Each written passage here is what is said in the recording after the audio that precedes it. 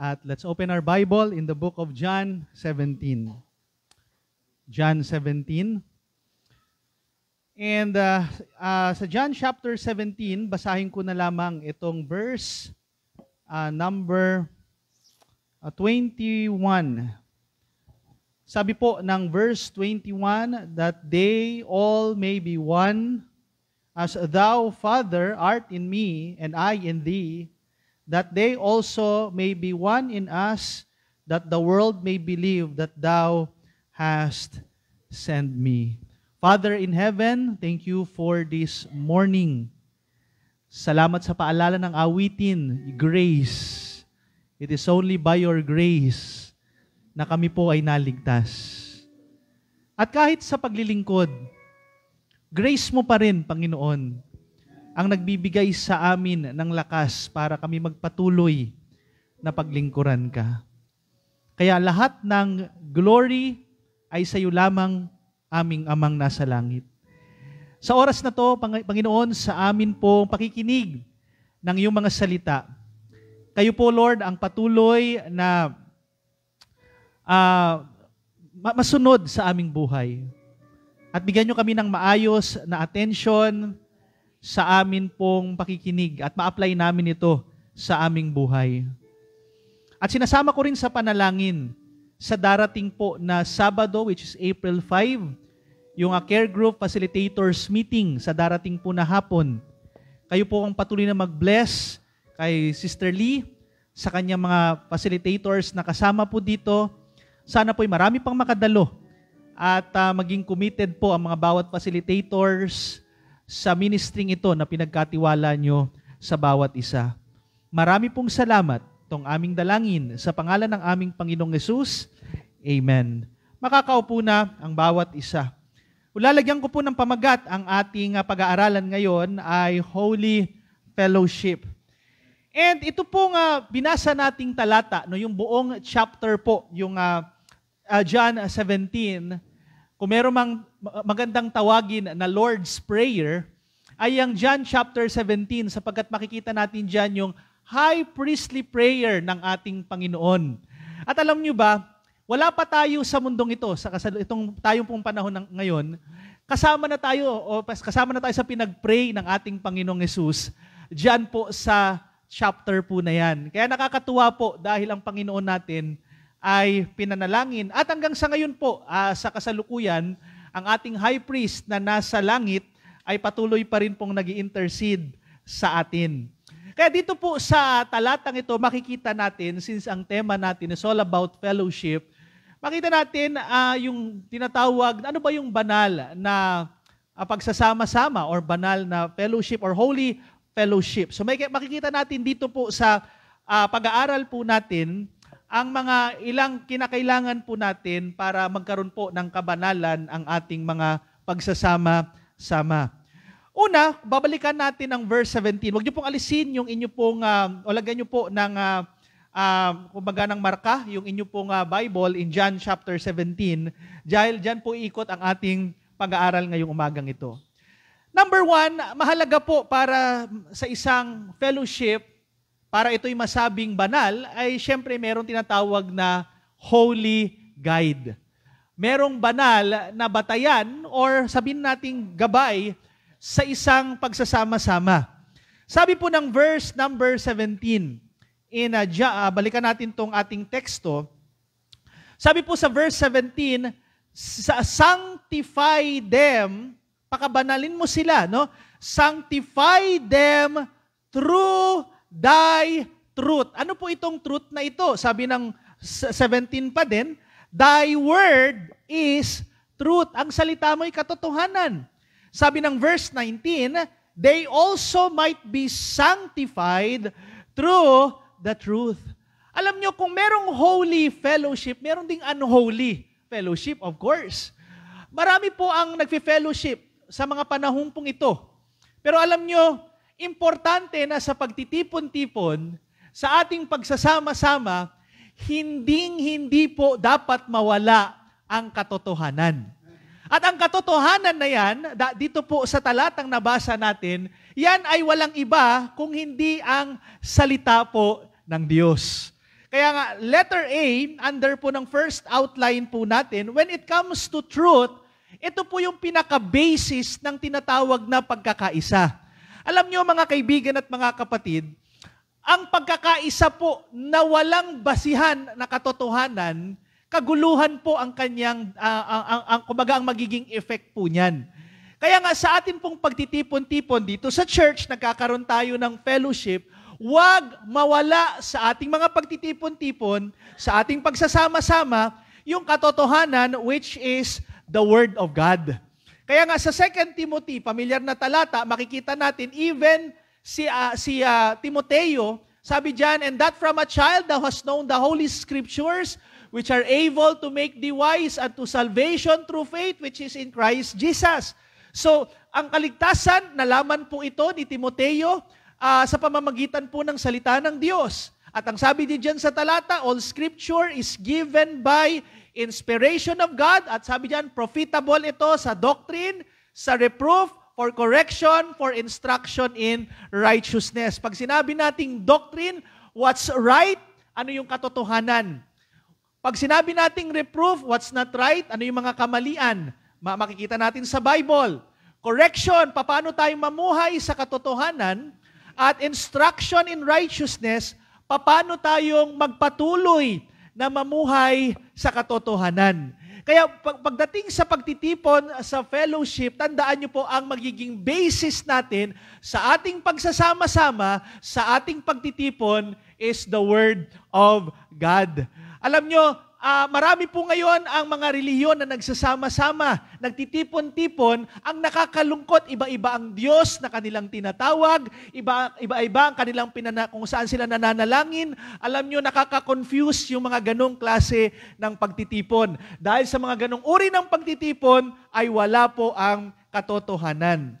Pangalawa, pag sinabi nating truth, ito rin po yung pinaka-boundary ng atin pong pagkakaisa. Hindi lang siya yung basis ng ating pagkakaisa, kaya nga masarap na nagkakaisa tayo, isa ang Panginoon na tinatawag natin, isang Bible ang ating ginagamit, di ba? Isang Holy Spirit ang nasa sa atin, at ito din po yung kumbaga bounded din po tayo ng tinatawag na katotohanan as we fellowship. Kaya nga sabi ng Psalm 119 verse number 11, Thy word have I hid in my heart. Itago yung katotohanan na to sa ating puso, na ano daw po? That I might not sin against thee. Kaya nga, tandaan niyo po, ang salita ng Diyos, hindi lang ito hanggang memorya. Maganda po na nagme-memorize tayo, pero ang pinakagamit talaga nito ay ipasok natin ito, isa puso natin ang salita ng Diyos, dahil ito po yung magbabakod sa atin pagdating po doon sa paggawa ng kasalanan. Kaya nga, sa pang-araw-araw na buhay po natin, kinakailangan natin ang salita ng Diyos, dahil ang kaaway po ay maraming pinapadalang pang-atake sa atin, at pag wala tayong pinakabakod, which is the Word of God, ay matatalo po tayo ng kaaway. Kaya nga, sabi din po sa Romans chapter 16, verse 17, sabi po ng Bible, Now I beseech you, brethren, mark them which cause divisions and offenses contrary to the doctrine which ye have learned. And anong sabi dyan? And avoid them. Bantayan ninyo, markahan ninyo kung sino yung mga nagtuturo ng maling aral, at iwasan yan. Layuan niyo yung mga yan. Huwag kayong makipag-fellowship dyan. Kaya nga po mahalaga na alam natin ang katotohanan, alam natin ang doktrina ayon sa Bible, dahil ito po yung pinaka-boundary, ito yung pinaka-wall natin when it comes to unity. Hindi lang yung basta magkaisa lang tayo, kundi meron tayong pinaka-bantay, pinaka-wall, and that is the Word of God. At huwag niyong kalilimutan ang 2 Corinthians chapter 6, mula po sa 14 hanggang 17, madalas din po natin itong naririnig na ang sinasabi ng Bible, Be ye not unequally yoked together with unbelievers. Hindi pwedeng magsama ang templo ng Diyos at ang templo ng Diyos-Diyosan. Hindi pwedeng magsama si Jehovah at saka si Baal. Hindi pwedeng magsama si Jesus at si Satanas. Hindi ho pwedeng magsama yan. Kaya nga po ito ang pinakagwardya natin pagdating po sa pagkakaisa po natin, mga kapatid. Letter C, ang katotohanan din po, kumbaga ito ay blessing ng pagkakaisa. Dahil pag alam natin ang katotohanan, napakasarap po na tayo ay nagfe-fellowship na pare-parehas po tayo ng katotohanan na niyayakap at pinaniniwalaan. Kaya nga po doon sa Psalm 133 verse 1, isang pamilyar na talata when it comes to unity, ang sabi po doon, "Behold, how good and how pleasant it is for brethren," magkakapatiran. So kung magkakapatiran kayo, iisa lang ang Diyos na nagligtas sa inyo. Iisang katotohanan ang meron sa atin. Same gospel, same Savior. Kaya napakasarap po mag-fellowship. Blessing po yan pag ang kasama natin ay kapwa natin mananampalataya. Kaya nga po doon sa Acts chapter 2, makikita natin na sabi rito sa verse 42, "And they continued steadfastly," nagpatuloy po sila in the apostles' doctrine. Napansin niyo yung order ng Bible? Inuna muna yung apostles' doctrine bago yung fellowship. No, kasi nga hindi po pwedeng mag-fellowship kayo kung iba yung doktrina ng hawak ng isa. Yung kanyang salvation o iba yung gospel na kanyang pinaniniwalaan ay iba. So kailangan yan muna ang una, apostles' doctrine, then makikita nyo po yung blessing, meron ng fellowship. Since same ang inyong paniniwala, same ang inyong pinanghawakan, then saka po papasok yung tinatawag na fellowship. Kaya katotohanan po, dahil sa katotohanan na ito, nagiging blessing po ang fellowship ng bawat isa. Kaya number 1, nakita po natin sa isang holy na fellowship, kinakailangan, katotohanan po yung ating magiging guide, ang ating authority, and that is the Word of God. Pangalawa, na mahalaga din po, syempre yung ating banal na Diyos. So, banal yung ating pinaka-guide, the Bible, and of course, yung ating Diyos mismo, ang siyang pinaka-sentro po ng fellowship natin. Holy God. Let's go to verse 21. Sabi po diyan, then titingnan din natin yung verse 22. Sabi ng verse 21, "That they all may be one." Kalooban ng Diyos na magkaisa tayo, "As thou, Father, art in me, and I in thee." Alam niyo mga kapatid, ang Diyos mismo, ang Trinity mismo, ang the best example when it comes to fellowship. Sila po mismo makikita natin how united yung God na atin pong sinasamba. Kaya nga sabi ng verse 22, "And the glory which thou gavest me, I have given them, that they may be one." Tas sabi niya, "Even as we," sabi ni Jesus, "are one." So, ang Trinity mismo, the Triune God, the Father, the Son, and the Holy Spirit, sila po ay united. Sila ay iisa. Kaya lang minsan magtatanong, nasaan yung Holy Spirit? Wala namang nakalagay dyan. Well, tandaan nyo po, gaya nga ng sinabi ko noon pa man, lahat ng nasa Bible, inspired by the Holy Spirit. So, paanong naisulat ito ng writer na si John, samantalang sa tunay na eksena, wala po si John dyan. Prayer lang ni Jesus yan, nag-iisa si Jesus. Paano nalaman ni John yung prayer ni Jesus? Through the inspiration of the Spirit. Paano nalaman ng Holy Spirit yung prayer ni Jesus? Magkakasama sila Hindi sila naghihiwalay. Ganyan po ka-united ang Trinity. Kaya nga, dito po sa 1 John 5:7, thank God, nasa Bible po natin yung verse na yan. Sabi po ng talata, "There are three that bear record in heaven." Sino po yung three na yan? The Father, of course, God the Father. The Word, yan yung nasa John 1:1, at saka sa verse 14, it refers to the Lord Jesus Christ. The Father, the Word, and the Holy Ghost, the Holy Spirit. At anong sabi ng Bible? And these three are one. So itong tatlong ito, yung tri-unity, yung triune God na sinasamba natin sa Bible, sila po ay perfect example ng fellowship. Sila yung pinaka-perfect example how unity dapat gawin din po natin bilang mga mananampalataya. Makikita natin sa God natin, letter A, united in authority. Alam nyo ba ang ating Panginoon na iisa, revealed in the scriptures in three distinct persons, sila po when it comes to their authority or power, equally po sila. Equal itong tatlong persona na ito. Tingnan niyo po sa Deuteronomy from the Old Testament po itong talata.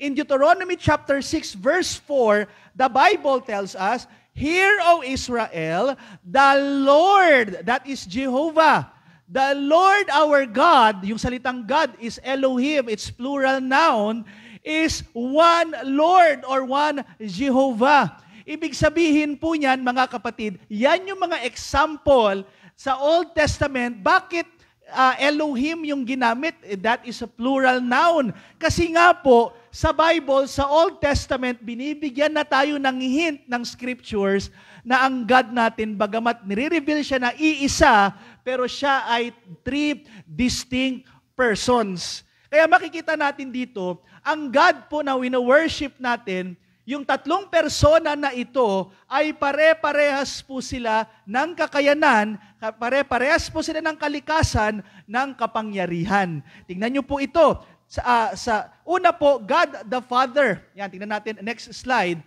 Yung God the Father sa John, 2 John, verse 3, of course, walang pagtatalo kahit mga kulto, karamihan sa kanila, tinatanggap nila that God the Father is God. Pero wag niyong kalilimutan, doon sa right side, pagdating doon kay Jesus Christ, tinawag din po siya. At ang God the Father mismo ang tumawag sa kanya, na sabi diyan, "Thy throne, O God." Thy throne, O God. So tinawag din pong Diyos ang ating Panginoon. Then, in Acts chapter 5, verses 3 to 4, makikita rin po natin ang pagka-Diyos ng banal na Espiritu. Sabi ng Acts chapter 5, verse 3, makikita natin dyan, "Thine heart," tandaan nyo po, ito yung problema po ni Ananias and Sapphira. Sila ay hindi, kumbaga yung kanilang naging commitment kay Lord, hindi nila ito binigay ng lahat. Ayun, sabi po ng talata, "Thine heart to lie to the Holy Ghost," nagsinungaling.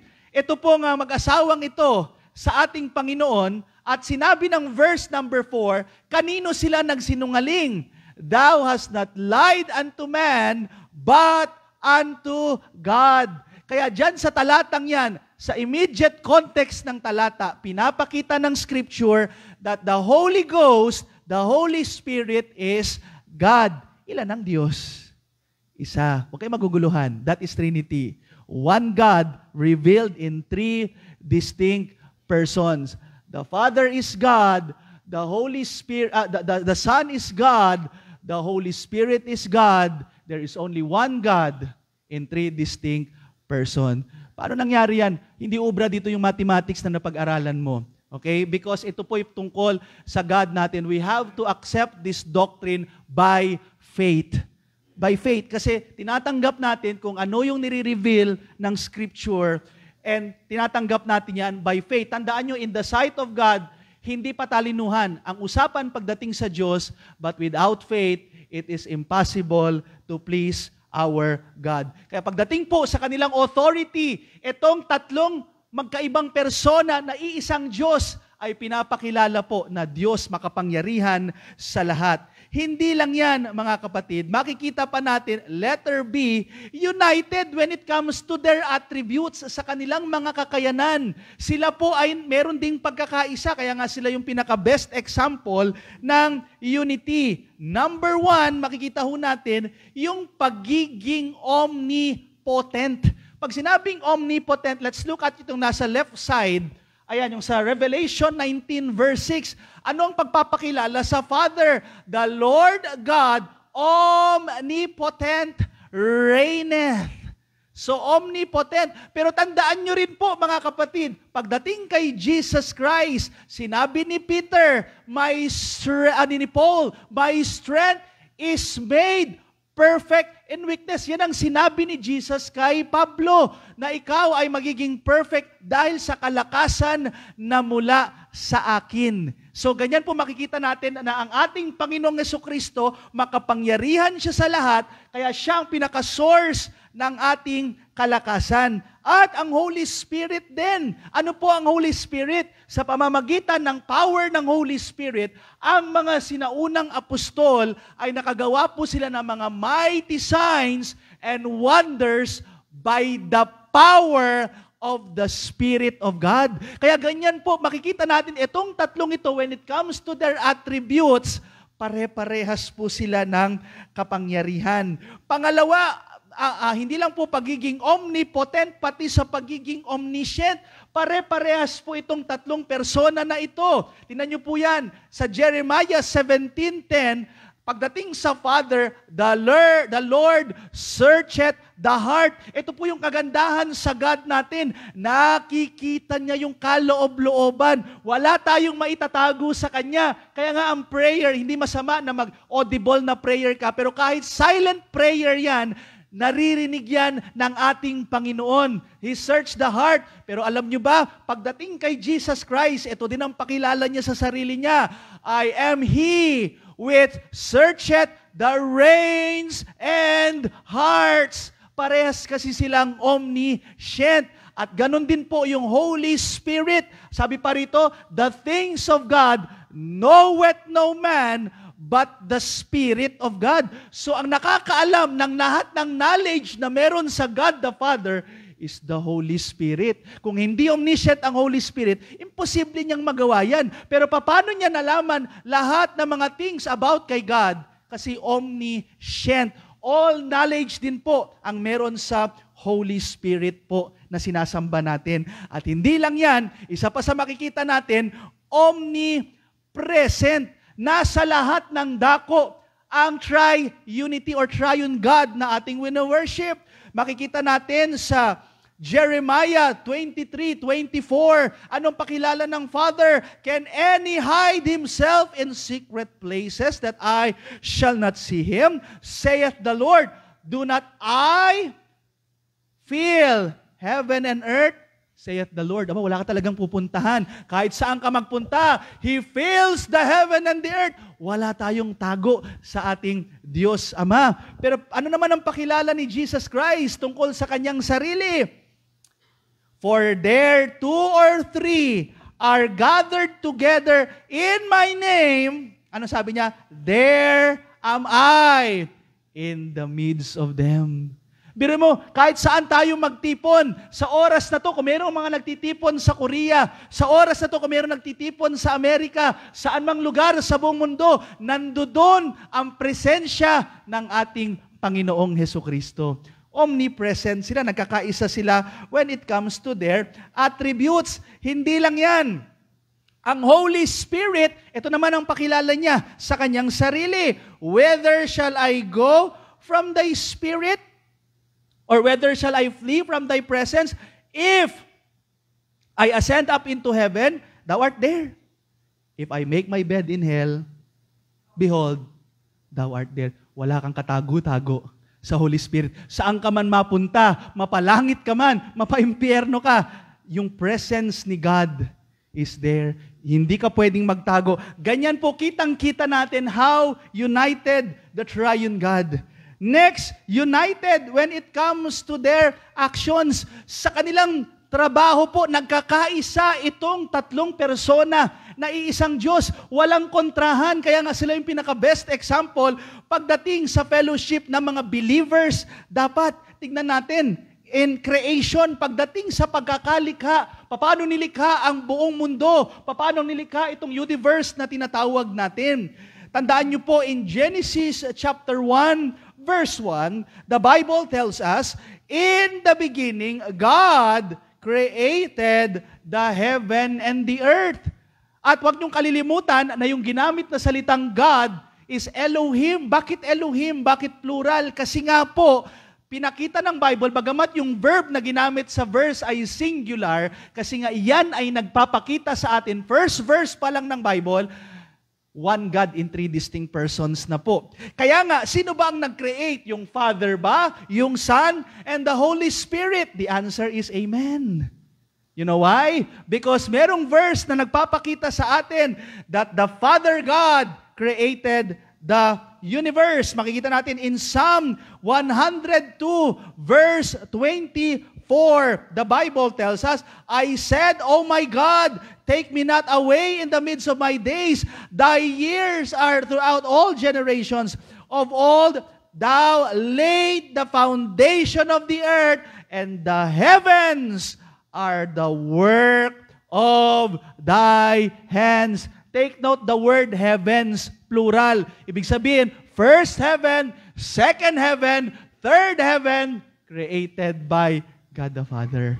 Pero hindi po nagtatapos ang talata, because in Colossians chapter 1 verse 16, ano naman ang sabi po ng salita ng Diyos? For by Him, by the way, the word Him, kung papag-aralan niyo yung konteksto, walang ibang tinutukoy dyan kung hindi si Jesus Christ. At ang sabi dyan, sa pamamagitan ni Jesus Christ, where all things created that are in heaven and that are in earth, visible and invisible, pati pala mga angels kasama, hindi nakikita. Whether they be thrones or dominions or principalities or powers, all things were created by Him and for Him. And He is before all things. And by Him all things consist. Wow! Si Jesus pala nag-create. Si Father, si Son, sila ang nag-create ng lahat. Kaya nga imposible na si Jesus ay kapatid ni Lucifer. Kasi ang invisible, pati ang angels, pati si Lucifer, created by the Lord Jesus Christ. Mali po yung doctrines ng mga Mormons. Then, meron pang verse na nagtuturo that it's the Spirit of God. Sabi po rito, in Job chapter 26 verse 13, by His Spirit, He hath garnished the heavens. Pansinin niyo po yan, heavens. His hand hath formed the crooked serpent. Yung salitang garnished, ang ibig sabihin po niyan, ang Holy Spirit ang nag-design, nag-decorate ng kalangitan. Wow! So, sino ang nag-create? Yung Father ba? Yung Son? O yung Holy Spirit? Amen! Silang tatlo ay iisa. Sila ang nag-create ng lahat. Ganon po ka-united ang Diyos na sinasamba po natin. Hindi lang yan, mga kapatid, when it comes to atonement, alam nyo, grabe ka-united itong God, one God in three distinct persons na ito. Dahil when it comes to the doctrine of atonement, paano po tayo, yung atin pong, kumaga, paano tayo binigyan ng kaligtasan, makikita natin, lahat yan, may participation, may ginampanan ang triune God. Let's look at the Father. Ang God the Father, dito makikita natin in Isaiah chapter 53. Sa Isaiah chapter 53, anong sabi po? Tandaan nyo, ang Isaiah 53 is the messianic na, kumbaga na chapter po ito, tungkol doon sa ginawa ni Christ, yung kanyang kamatayan sa krus. Isaiah 53 verse 6, all we like sheep have gone astray, we have turned everyone to his own way. At tingnan nyo po rito, the Lord hath laid on Him the iniquity of us all. So ang God the Father, inilagay niya lahat ng kasalanan natin kay Jesus Christ. Kaya doon si Jesus Christ, nung nasa krus, bit niya lahat ng iniquities natin. Ganyan po kabigat, katindi ang ginawang sacrifice ni Kristo sa atin. At sabi ng verse number 10, yet it pleased the Lord to bruise Him. He hath put Him to grief when thou shalt make his soul an offering for sin. So si God the Father, siya ang tumanggap ng sacrifice na ginawa ni Christ. Tandaan nyo, malaki ang utang natin sa God the Father. Hindi natin kayang bayaran ang ating mga kasalanan. Kaya nga po, kung kaya nating bayaran ang ating kasalanan, kung tayo ay maliligtas sa pamamagitan ng gawa, bakit kinakailangan pang magkatawang tao si Kristo?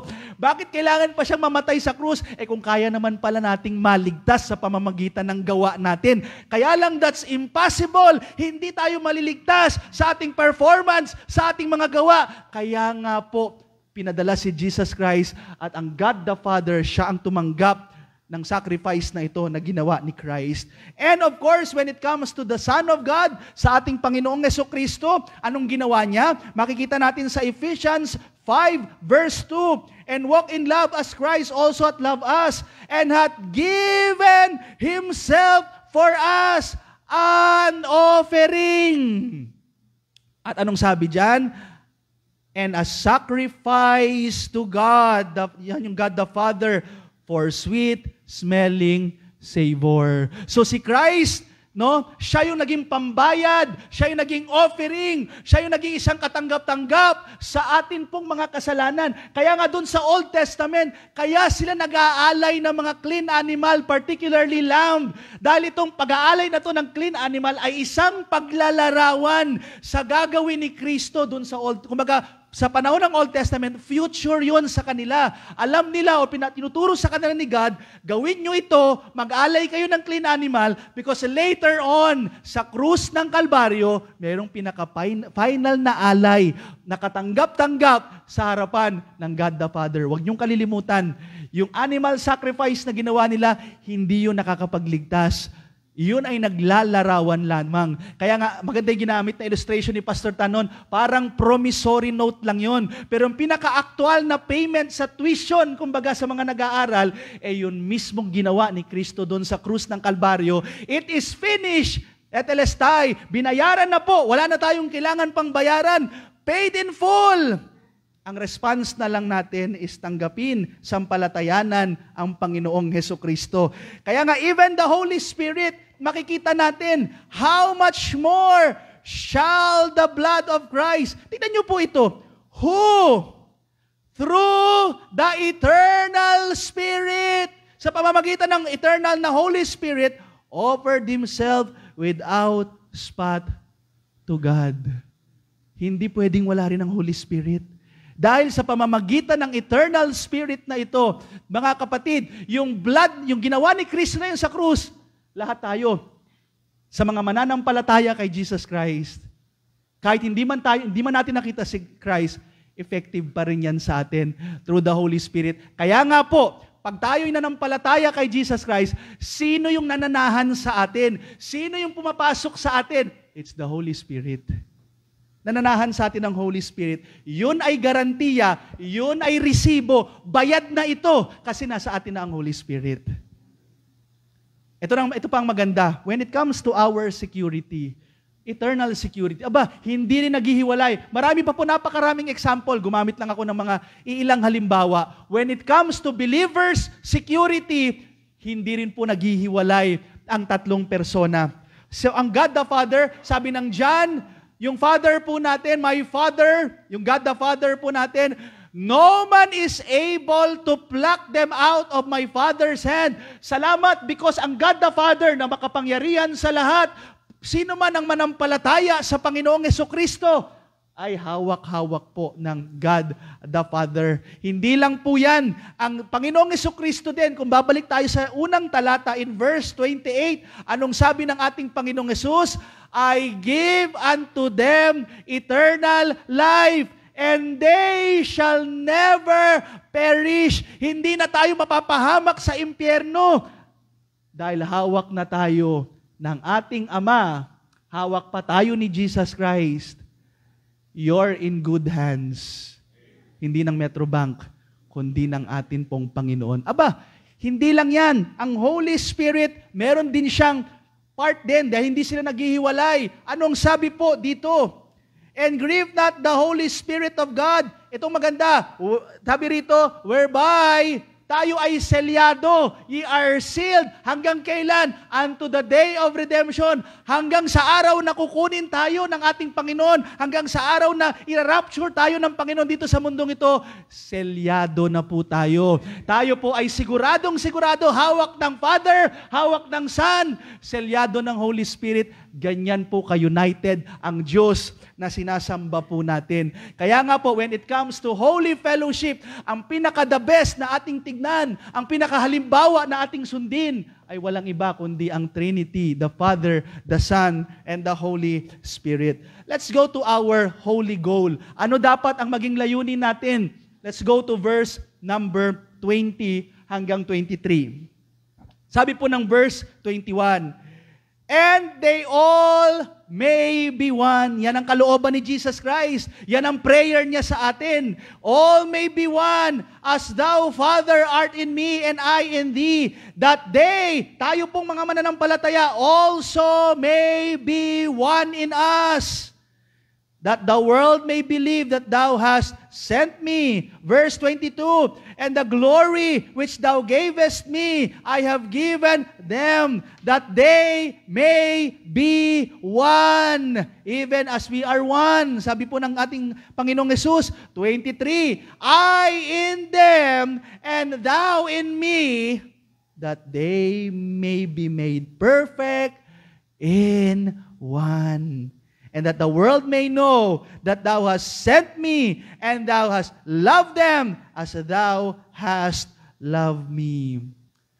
Ano ang maging goal? Ano yung pinakalayunin sa atin ng Panginoon na dapat maging layunin din natin hanggang sa ngayon? Number 1, unity with God, our Maker. Ang pinakamahalagang unity ay meron tayong pagkakaisa sa atin pong Panginoon. Sa Bible po, may mga iba't ibang unity din pero merong negatibong pagkakaisa. Huwag niyong kalilimutan, next slide, doon sa Tower of Babel, found in Genesis chapter 11, verses 1 to 9. Doon sa Genesis na yan, kitang-kita natin gaano naging united ang buong mundo. Nagkaisa, iisa ng salita, iisa ng isip. Ang problema sa kanilang pagkakaisa, hindi kasali si God. Sa panahon natin ngayon, isa yan sa mga usap-usapan, unity. Kaya nga even yung, di ba, nagkakaroon ng mga, noon pa man hanggang sa ngayon, yung mga one world government, one world currency, talagang nagkakaroon ng kaisipan ng daigdig na magkaisa. Pero tandaan nyo to, pag hindi kasali ang Diyos sa pagkakaisa, matutulad lang yan dun sa Tower of Babel. Ano ang naging hangganan yan? Confusion. Nagkagulo-gulo sila. Hindi sila nagkakasundo. Dahil wala yung pinaka-importanteng person, and that is our Lord God. Another na nakakalungkot, negatibong pagkakaisa, yes, ang Laodicean Church, nagkakaisa din sila. In fact, mayaman itong iglesyang ito. Sabi pa nga ng Bible, kung titingnan natin, di ba, nasa Revelation chapter 3, ang sabi ng verse 17, but thou sayest, I am rich, and increase with goods, and have need of nothing. Wow, napakayaman. Sana all. Ganun kalupit itong Laodicean Church. Wala na silang hinihiling sa Diyos. Napakayaman nila. Yun nga po ang mabigat doon. Pag dumating ka na sa time na wala ka nang hinihingi sa Diyos, magiging mayabang na. Pride. Kaya kung hanggang sa ngayon, hindi ka pa mayaman, salamat Lord, hindi pa ako mayaman. Kasi humihingi pa ako sa'yo. Lagi! Sa church, salamat, hindi tayo mayaman. Imagine niyo kung mayaman ang church natin. Hindi na tayo magkakaroon. Let us pray. Hindi, let's open our GCash. Ganun na lang tayo. Pero salamat, lagi tayong kulang. Dahil yung kulang na meron tayo, si Kristo ang kasapatan nun. Salamat. Di ba? Ang sarap pag araw-araw yung nangangatog ka, malapit na yung mga bills. Naku, ito na, bayaran na, final exam na, magbabayaran na naman ng tuition. Naku, sumabay pa, naubusan pa ng gasol. Pero doon yung makikita gaano ka-powerful ang Diyos. Lapit lang kayo sa Kanya. So yan po, kagaya ng Laodicea, mayaman sila. May magkakaisa din sila. Itong nakakalungkot na eksena in verse 20. Diyan po sa Revelation 3:20. Anong sabi ni Christ? Behold, I stand at the door and knock. If any man hear my voice and open the door, I will come to him and will sup with him and with me. Ito nakakalungkot na eksena. Mayaman nga sila. Pero nasaan si Christ? Nasa labas. Hindi siya kasali sa unity ng meron ang Laodicean church. Kaya hindi lahat ng unity maganda. Siguraduhin natin na ang ating pagkakaisa, ang pinaka-sentro nito, ang pinaka-foundation nito, ay walang iba kung hindi ang ating Panginoon.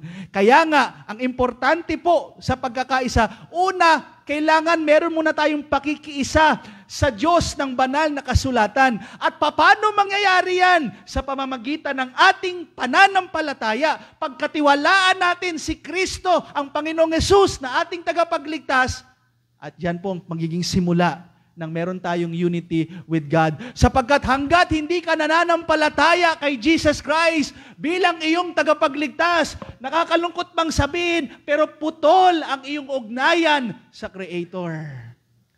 Para ikaw ay magkaroon ng pagkakaisa sa Diyos, kailangan maibalik, magkaroon ng reconciliation, magkaroon ng reconnection, at mangyayari lang yan sa pamamagitan ng Panginoong Hesus. Tandaan niyo po anong sabi ng 1 John chapter 2, simula po sa 22 hanggang 23. Who is a liar but he that denieth that Jesus is the Christ? He is the Antichrist that denieth the Father and the Son. Anong sabi ng verse 23?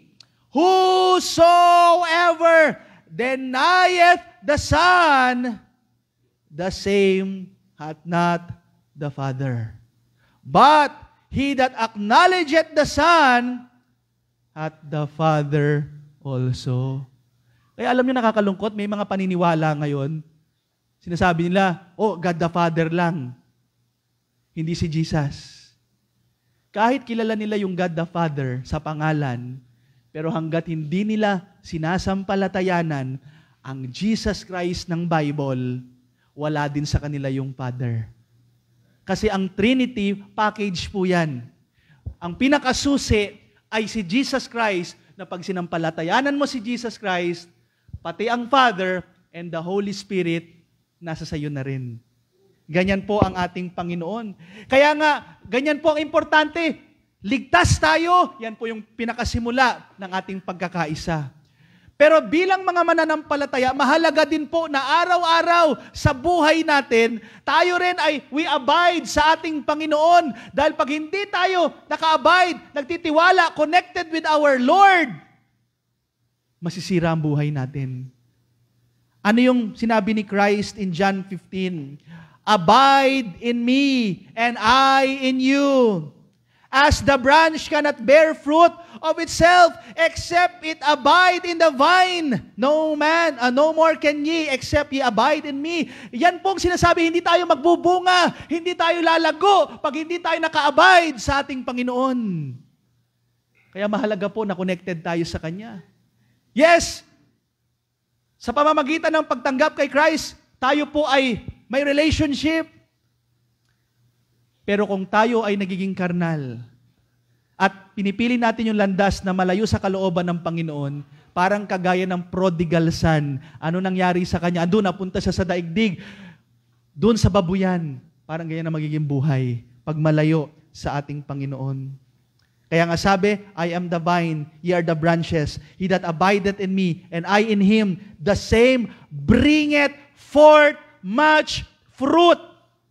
For without me, ye can do nothing. Kailangan maging dependent tayo sa ating Panginoon. Kaya nga mahalaga yung Kanyang salita. Mahalaga na nanalangin tayo sa Kanya. Dumalo sa mga ganitong pagtitipon. Dahil sa mga ganitong pagtitipon, nalalaman po natin kung ano ang kalooban ng Panginoon. Palalakasin tayo spiritually. Patitibayin tayo sa mga digmaang kinakaharap natin sa atin pong buhay.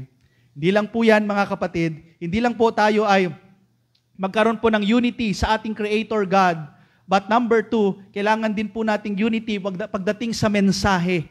Sabi po ng verse 20, neither pray I for this alone, but for them also which shall believe on me through their word. Mga kapatid, tayo po mahalaga sa pag-share ng salita ng Diyos, sa pag-share ng kanyang message.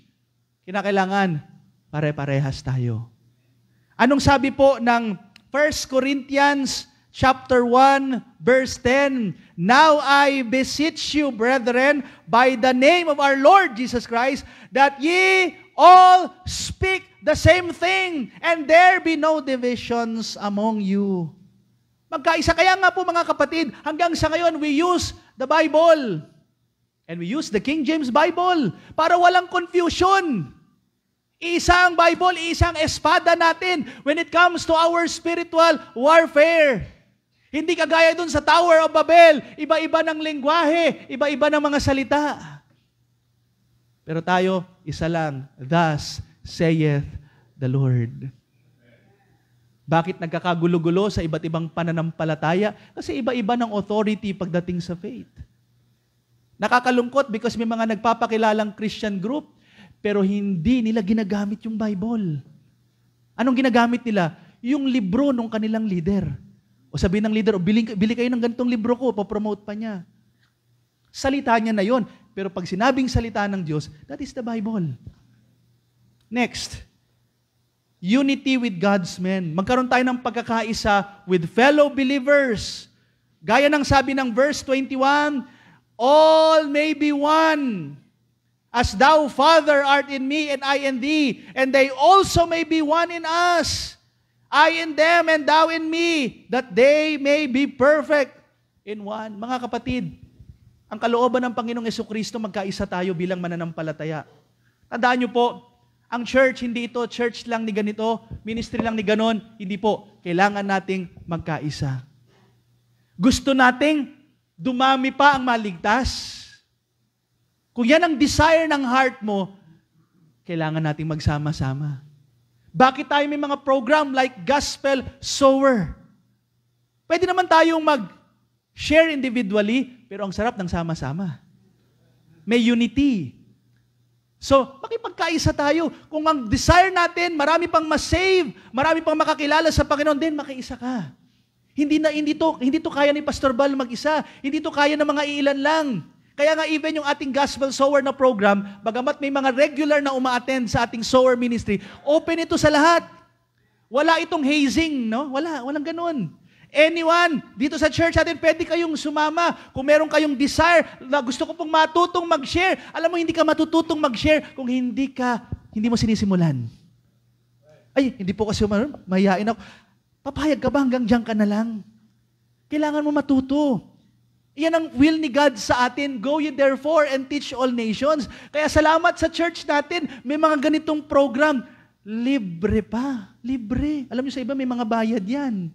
Dito, libre. Ang kinakailangan lang, kayo mismo present kayo. Unity po pagdating sa paglilingkod, sa gawain. Magkaisa tayo. Kaya nga nang sinabi kanina sa Psalm 133 verse 1, behold how good and how pleasant it is for brethren to dwell together in unity. Ang sarap na tayo ay sama-sama, naglilingkod sa Panginoon, nagbabahagi ng salita ng Diyos, pagbibigayan, at kung ano-ano pang mga paglilingkuran sa Panginoon, napakasarap na nagkakaisa ang anak ng Diyos.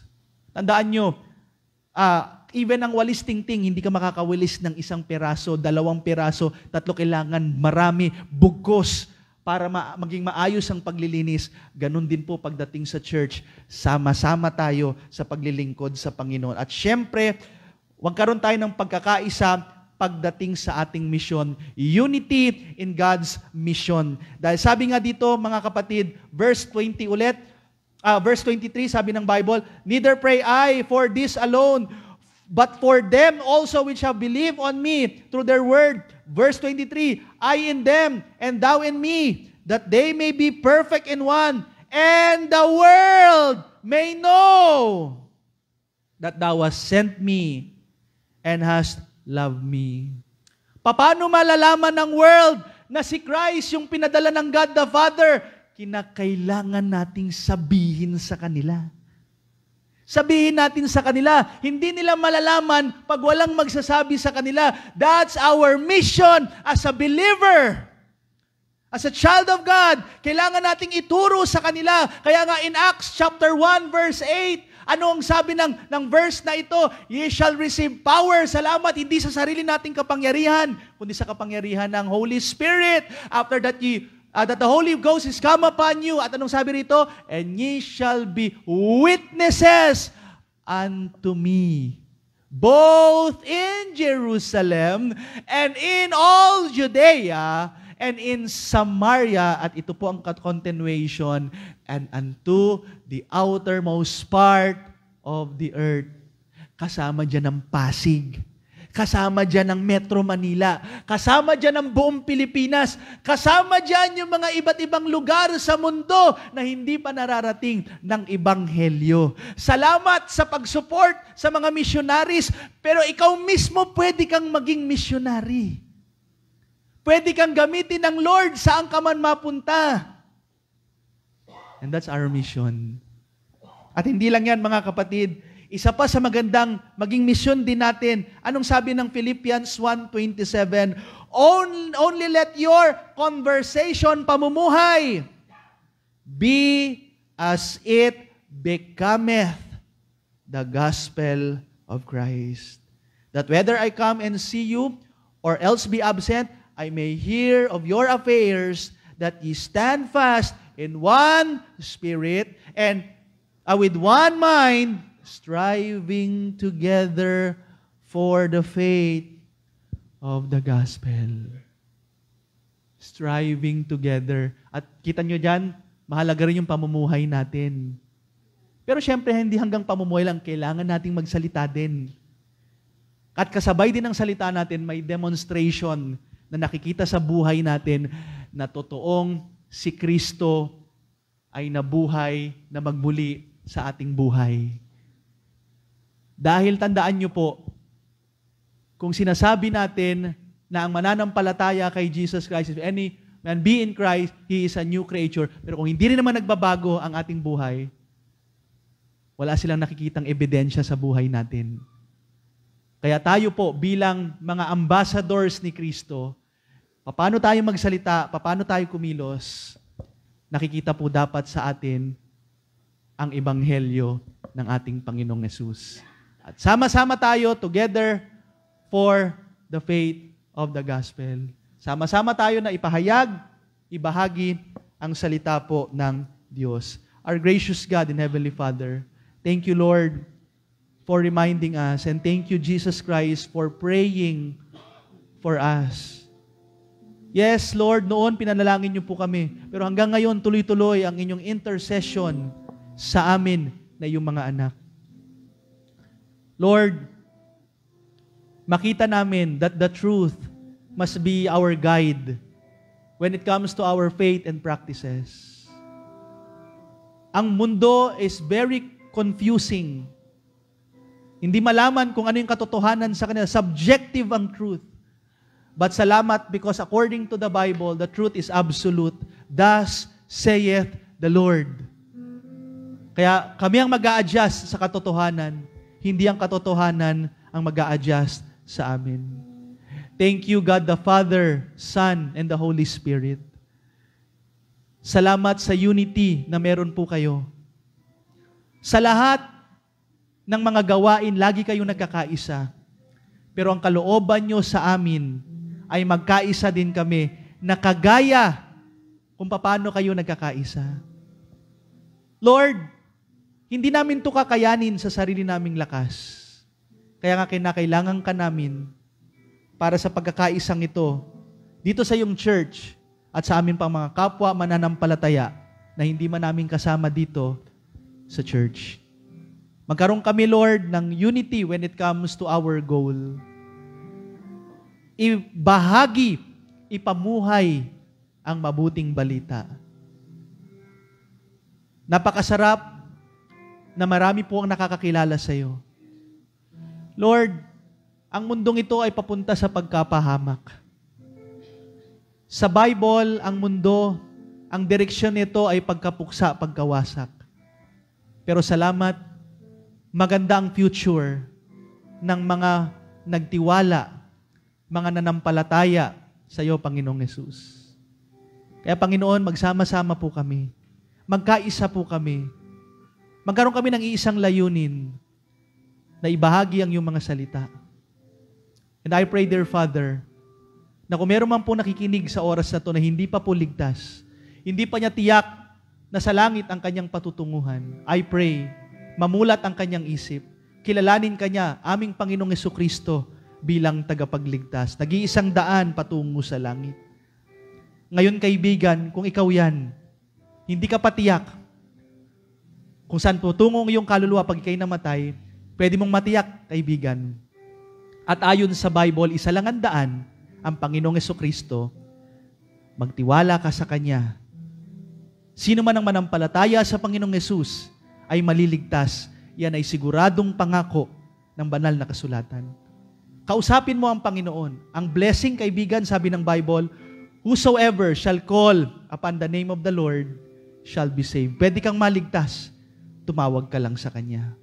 Manampalataya ka sa Kanya. At ikaw ay magkakaroon ng buhay na walang hanggan. Manalangin tayo, kaibigan. Iga-guide kita sa prayer. At ito ay ariin mo na sarili mong panalangin. Ito na yung prayer, kaibigan. Mahabaging Diyos, salamat po sa iyong mga salita. Nakita ko po ang aking sarili na isang makasalanan na hindi kayang iligtas ang aking sarili. Pero salamat, Panginoong Jesucristo, ikaw ay namatay sa krus para sa aking mga kasalanan. Binayaran mo ito at ika'y muling nabuhay dahil ikaw ang tunay at nag-iisang tagapagligtas. Nananalig ako sa iyo.